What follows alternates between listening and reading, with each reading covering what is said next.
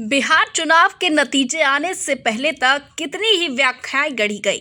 नब्ज टटोलने के दावों के साथ बिहार की धड़कनों को दर्ज किया गया। भविष्यवाणियां हुई कि बिहार में किसकी बयार है। जो ग्राउंड से रिपोर्टिंग कर रहे थे उन्होंने भी अनुमान लगाया था।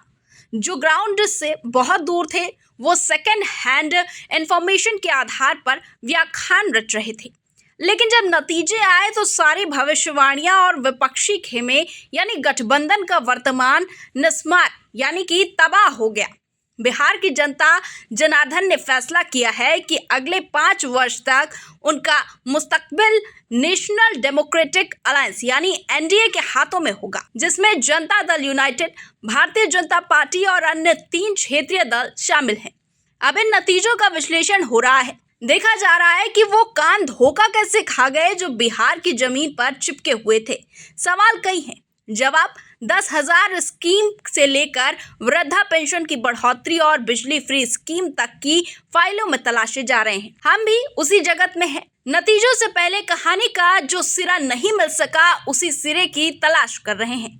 नमस्कार, आप देख रहे हैं न्यूज़ 7 हिंदी। सबसे पहले जरा फाइनल लिस्ट देख लीजिए। बीजेपी 90 सीटें, जदयू 85 सीटें, राजद 25 सीटें, लोजपा रामविलास 19 सीटें, कांग्रेस 6, एआईएमआईएम ओवैसी की पार्टी 5 सीट, हम यानी हिंदुस्तानी आवाम मोर्चा 5 सीटें, आरएलएम राष्ट्रीय लोक मोर्चा 4 सीटें, भाजपा माले 2 सीटें, आईआईपी जो आईपी गुप्ता की पार्टी है 1 सीट, सीआईपीएम 1 और बसपा बहुजन समाज पार्टी 1 सीट जीत पाई है। बीजेपी जेडीयू की विशाल जीत से लेकर आरजेडी कांग्रेस के धाराशाही हो जाने तक पर खूब चर्चाएं हो रही हैं। लेकिन हम इस वीडियो में उन पार्टियों की बात करने वाले हैं जिन्हें छोटी पार्टी के खांचे में रखा जाता है, लेकिन ये पार्टियां हैं जो जीत हार का अंतर तय कर देती हैं। मसलन लोक जनशक्ति पार्टी रामविलास पासवान पार्टी के मुखिया है, चिराग पासवान केंद्र में मंत्री हैं। एनडीए में जब सीट बंटवारा हो रहा था सबसे ज्यादा मुश्किलें चिराग की ही वजह से खड़ी हुई थी।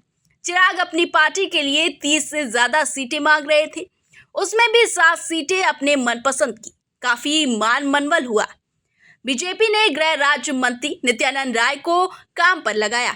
राय ने जैसे तैसे चिराग को 29 सीटों पर राजी कर लिया। चुनाव के बाद जो नतीजे आए वो बता रहा है कि चिराग पासवान की पार्टी का परफॉर्मेंस एनडीए के हक में है। 29 में से 19 सीटें उन्होंने जीती हैं।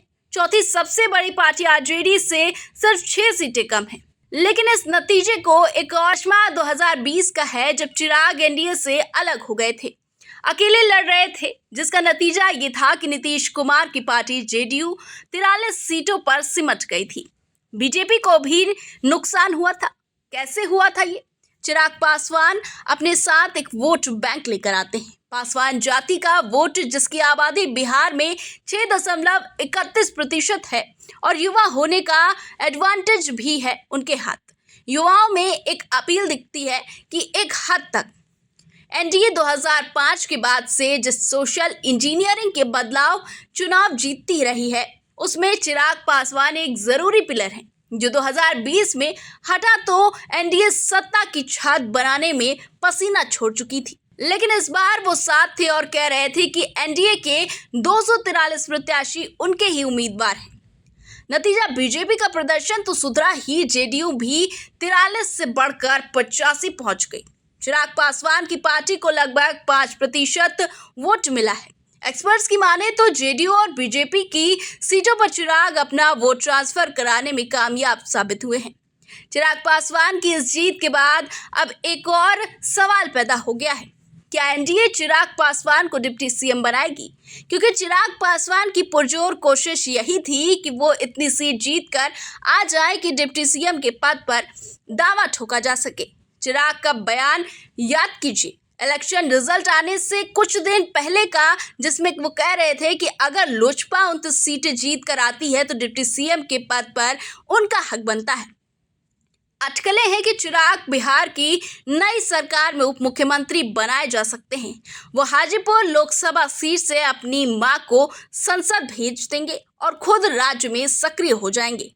मान लीजिए कि ऐसा होता है तो क्या ही दिलचस्प नजारा होगा बिहार में। सरकार के मुखिया नीतीश कुमार और उनके डिप्टी चिराग पासवान। वही चिराग जो 2020 और उसके बाद भी कई मौकों पर नीतीश कुमार को कमजोर करने की जुगत में दिखे हैं।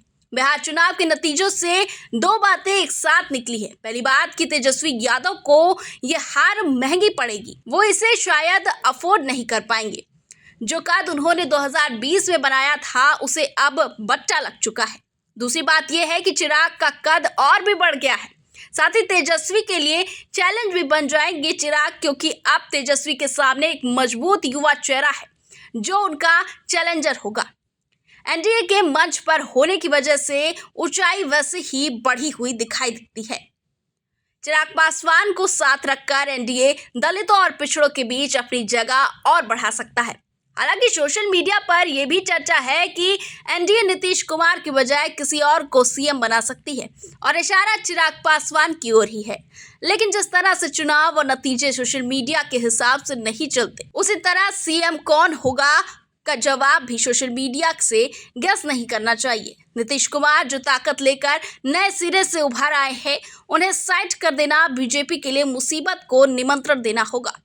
ये नहीं बोलना चाहिए कि केंद्र की नरेंद्र मोदी सरकार में नीतीश कुमार की पार्टी एक जरूरी पिलर है, लेकिन डिप्टी के रोल में चिराग की संभावनाएं मजबूत दिखती है। होगा क्या, वो देखने वाली बात होगी। अब चलते हैं सीमांचल, जहां असदुद्दीन ओवैसी ने फिर अपना दमखम दिखा दिया है। बिहार चुनाव में ओवैसी की पार्टी AIMIM को 5 सीटें मिले हैं। इसी संख्या को इस लिहाज से देखिए कि कांग्रेस 6 सीटों पर जीत हासिल कर पाई है, यानी ओवैसी कांग्रेस से सिर्फ 1 सीट पीछे है, लगभग बराबरी की हैसियत पर खड़े हैं।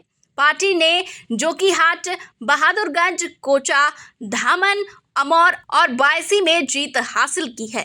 सिर्फ बायसी को छोड़ दें तो बाकी चारों सीटों पर जीत का फासला 20,000 से ज्यादा वोटों का है। सबसे ज्यादा फासला 38,000 तक जाता है, यानी ओवैसी की पार्टी के नेताओं ने बड़ी जीत दर्ज की है। 2020 में भी यही 5 सीटें उनके खाते में आई थी। इस बार भी वही 5 सीटें हैं। इस जीत से ओवैसी की पार्टी में उत्साह है तो वो कांग्रेस और राजद के मजे भी ले रहे हैं। AIMIM बिहार के अकाउंट से कई दिलचस्प ट्वीट किए गए हैं। एक ट्वीट में लिखा गया है, कांग्रेस ने वोट काटकर हमें भारी नुकसान पहुंचाया है, वरना हम 15 से ज्यादा सीटें जीत रहे थे। एक ट्वीट में सरकार बनाने का फॉर्मूला दिया गया है। अभी भी मौका है। JDU, Rajad, Congress, AIMIM, CPIML, CPIM equal to सरकार, और इस सरकार का मुखिया वो AIIM को बनाने को कह रहे हैं। बात यह है कि ओवैसी पर महागठबंधन यह आरोप लगाता रहा है कि वो सीमांचल में वोट काटते हैं, जिससे बीजेपी को फायदा मिलता है। तो इस बार पलटवार हो गया। उन पर बीजेपी की बी टीम होने का लेबल भी चिपकाया जा रहा है, जबकि चुनाव से पहले AIMIM ने महागठबंधन में शामिल होने के लिए लालू प्रसाद यादव को खुली चिट्ठी लिखी थी, लेकिन ऐसा नहीं हुआ।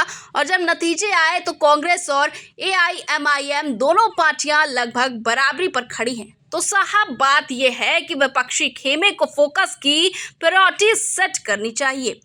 तय करना होगा कि ज्यादा दिमाग कहाँ लगाना है।